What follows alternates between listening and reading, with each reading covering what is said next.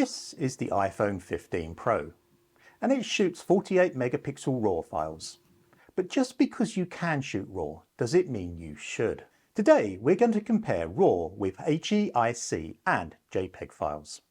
Stay tuned to the end to see how to change between these image formats on your iPhone.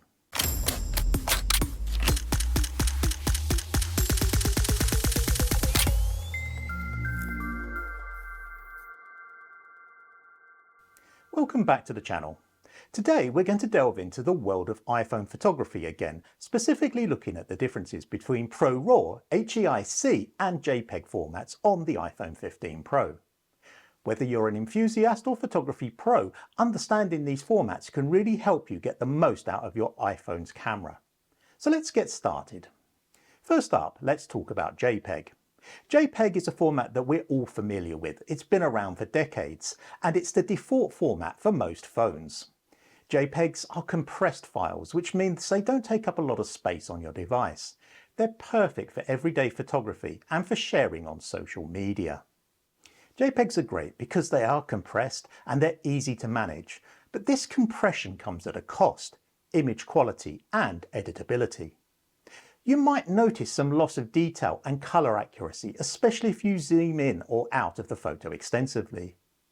Because JPEGs have information baked into them, such as white balance and contrast and sharpening, this can make them more difficult to correct in post-production, especially if you have colour casts in mixed lighting. Next up we have HEIC, or High Efficiency Image Coding. This is now the default format for newer iPhones, including the iPhone 15 Pro.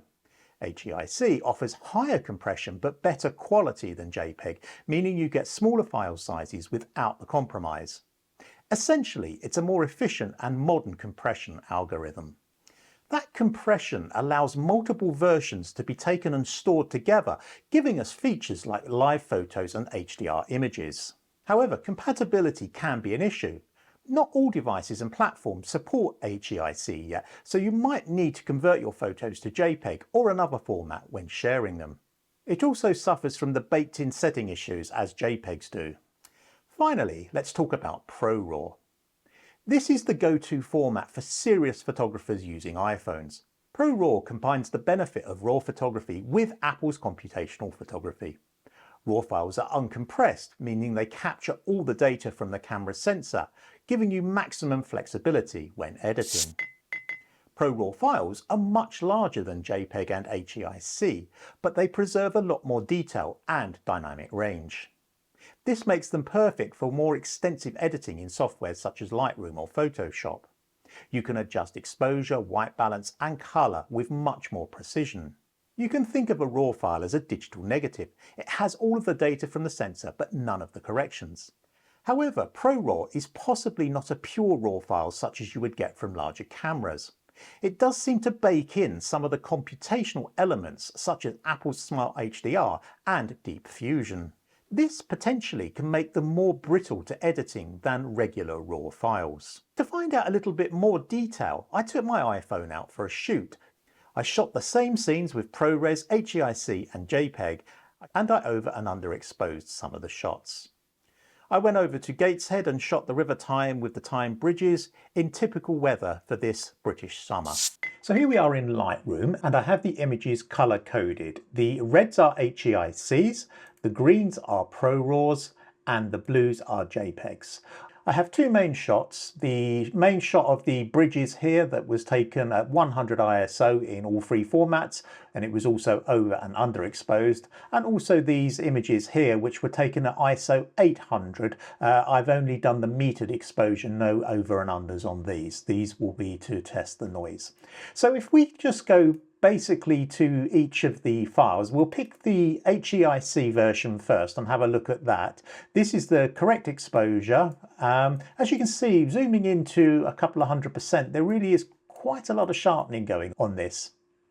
And the other thing to note is that HEIC and JPEGs are only 24 megapixels, whereas the ProRAW is a 48 megapixel. So if we go over to now the JPEG version of this, And again, we zoom in and you can see it's quite similar to the HEIC version, quite well heavily sharpened. Not, I would say, a great looking image even at just 24 megapixels. It looks kind of scrappy. Now if we go to the DNG, this is the 48 megapixel DNG file, and I will just zoom that back to 100%. And you can see that's a much cleaner image. It's not perfect. There clearly is some sort of processing going on. As we know, Apple applies some of the computational processing to this image, but it's a much cleaner image. If I go to 200%, you can see there's some sort of smearing and a little bit of artifacting, but it is a much cleaner image than both the HEIC and the JPEG versions. So what I'm going to do, I'm going to take this image and I'm going to do some basic edits to it over in the develop module, and then I'm going to apply those edits to the JPEG and HEIC. So I'm going to do a simple edit. We're just going to take it to the extremes of the histogram. So we'll bring the blacks down, we'll bring the whites up, and that's not a huge lot of difference there. We're now going to bring the highlights down a little bit and the shadows up a little bit. Just expand those whites to maximize the dynamic range, same with the blacks. And what we'll do is we'll select the sky and we'll bring the sky down a little bit, make it a little bit more dramatic. So if I bring the exposure down slightly, and I will bring the highlights down a little bit. I'm going to add some dehaze to that to give a bit of a dramatic sky. It's not a particularly natural looking image, let's be honest, but it's a good test of how well you can process these files. So if I go back to the main image there, I'm just going to bring the overall exposure down a little bit. That's quite a dramatic looking image, but I think the important thing is if we zoom in now and we can see how well this editing has held up in the JPEG, and it is holding up really well. This is at 200%, and you can see that's held up really well, and I'm sure we could probably edit that even more if we wanted to. So what I'm going to do now, I'm going to take those settings and apply them to the correctly exposed HEIC. So if we paste those settings there, and then we'll go over to the JPEG version as well, and we'll paste those settings there. So let's have a look at the JPEG version. If we zoom in, at first appearances at normal zoom levels, it looks pretty good. But if you zoom in, you can see a lot of artifacting going on here, a lot of haloing. It really does not look a good image. We'll go over to the JPEG version. And again, you can see very similar effect there. A lot of artifacting, a lot of haloing. It's not a clean image at all. However, if we go back to the library module and we compare, let's take the HEIC and compare that to the JPEG, and we'll switch those over like that. We've got the HEIC here and we've got the JPEG here. And you can see there's a massive difference. The JPEG is at only 154% and the HEIC is at 200% because of the resolution differences. But the difference is phenomenal for the same edit. That's really quite impressive from the ProRaw file. What I want to do now, I just want to go over to the develop module again. I'm going to lift the shadows up on this raw image that is underexposed. So this is the underexposed DNG, and what I'm going to do, I'm going to bring the exposure up, and we're going to bring the whites up to the edge of the histogram there, just like that. Bring the blacks up a little bit, and I want to bring those shadows all the way up. And we'll just see how well this DNG image is coping with noise. I'm going to bring the highlights down like that, and let's zoom in. And this is at 200%, so quite a major zoom. There's some smearing going on. We're at 100 ISO, but there's possibly some noise reduction that's been applied before as the image was taken. But overall, very little in the way of noise in the shadows there, which is what we're looking at. If we come back, I'm just going to copy those settings and take those over to the dark version of the HEIC. Let's paste those in and we'll zoom in and we'll just come up to 200%, and you can see there's a lot of noise in there. That's really noisy. So we'll just apply these settings to the JPEG and we'll zoom in there, and again you can see that's very smeary. It's quite noisy. It's not a great looking image. We'll just compare that with the DNG. So we've got the JPEG here and the DNG here, and they are night and day, absolutely night and day. The DNG is not perfect by any stretch of the imagination. There is processing going on, but it is a much, much cleaner image.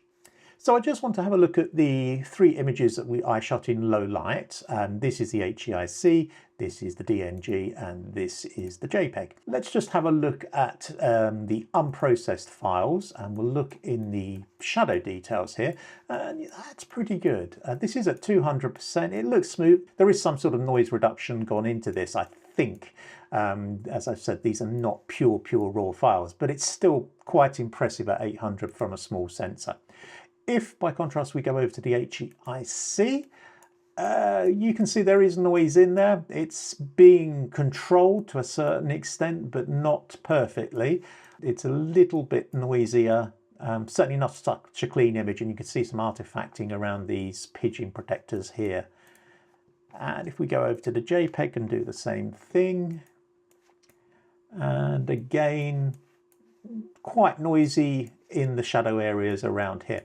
We'll just do a very quick edit to the DNG, and what we'll do is we will go over to Develop Module, bring the blacks down to the edge of the histogram, we'll bring the whites up to the edge of the histogram, then I want to bring the shadow detail up so we can see into those dark areas, and then I'm going to bring the highlights down, and I'm going to add a little bit of dehaze to make it a bit of a grunge looking image like that. So it's an sort of edit that you might do in general just to get a nice Instagram shot. And if we zoom in, again, this is at 200% on a 48 megapixel RAW, and that noise is really, really well controlled at 800% on a relatively small sensor. So that combination of RAW plus computational photography is really, really doing some nice stuff on this DNG file. We'll just copy those settings again, and we'll go over to the HEIC version and apply them.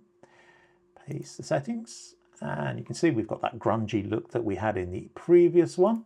And if we zoom in, and again, this is at 200%, and that's really not good. There's a lot of noise in the shadows.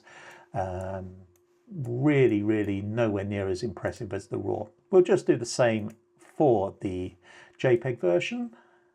Paste those settings, and it's a very, very similar result. We just take those over into the library, and we'll just compare the HEIC with the DNG. So with this editing applied to both the HEIC and the DNG, you can see the DNG is a much cleaner image. As I said, it's not perfect by any means, but it is much, much cleaner than the HEIC and the JPEG. Let's just compare the JPEG to the HEIC. So we have the HEIC on the left at 100%, and we have the JPEG on the right at 100%. Apart from the processing differences, there's not a huge difference between them. The colours are a bit more pronounced on the JPEG than they are on the HEIC. But if we come up to the shadow areas, there's definitely more noise in the JPEG in the shadow areas. The noise is a little bit better controlled on the HEIC, but neither of them are anywhere near as well controlled as the DNG, which we have a lot more control over.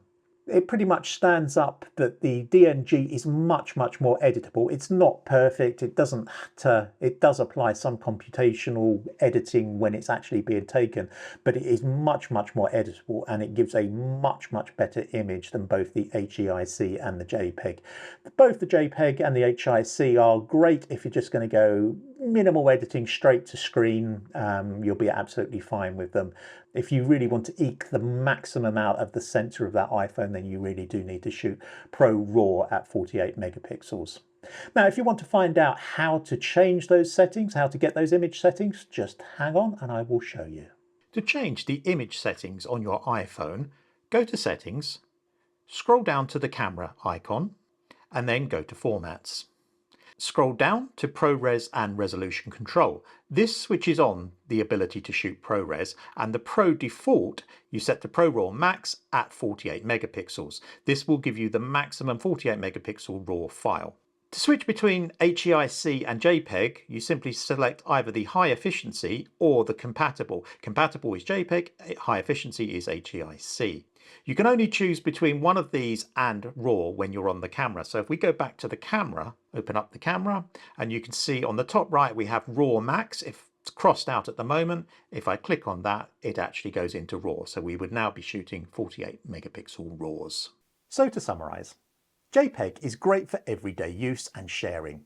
HEIC offers better image quality at smaller file sizes, but might face compatibility issues. And ProRAW is there for those that want the highest quality and flexibility for editing, despite the larger file sizes. It's not, however, as editable as a native RAW and is massively larger than JPEGs and HEIC files. Each format has its own strengths, and the best one for you depends on your needs. For images that will only ever be displayed online, HEIC and JPEG are fine. If, however, you want to get more editing leeway from that smaller sensor and perhaps print your images, then ProRAW should be your choice. If you found this video helpful, give us a thumbs up, subscribe for more tech tips, and let us know in the comments which format you prefer. Thanks for watching, and I'll see you in the next one.